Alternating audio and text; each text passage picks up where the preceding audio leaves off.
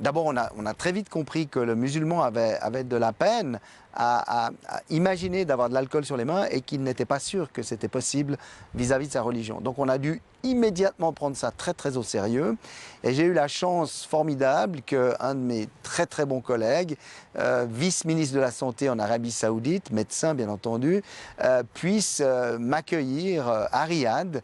Et on a travaillé à ce moment-là avec le clergé musulman, avec les hauts éducateurs, les Muslim scholars, si vous voulez, qui sont toujours des responsables d'université, des chefs de département des sciences religieuses dans les universités au Moyen-Orient, de manière à revoir le Coran. Et en revoyant le Coran, on a compris l'importance de la différence entre le risque au fond d'absorption d'alcool et la bénéficence dans la religion musulmane, ce qui nous a permis, avec toute une série d'élaborations, d'aller justement à la Ligue musulmane pour demander une fatwa, pour obtenir que ce soit au fond librement accepté d'utiliser l'alcool dans les pays musulmans.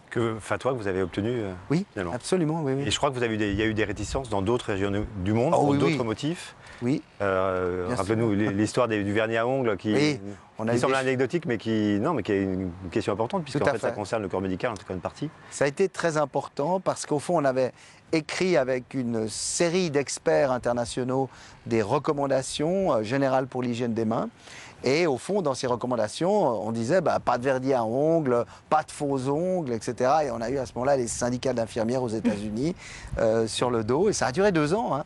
2 ans de combat pour finalement obtenir qu'on n'utilise pas ni vernis à ongles, ni faux ongles, parce que les faux ongles qui étaient liés à des épidémies, c'était tout à fait inacceptable.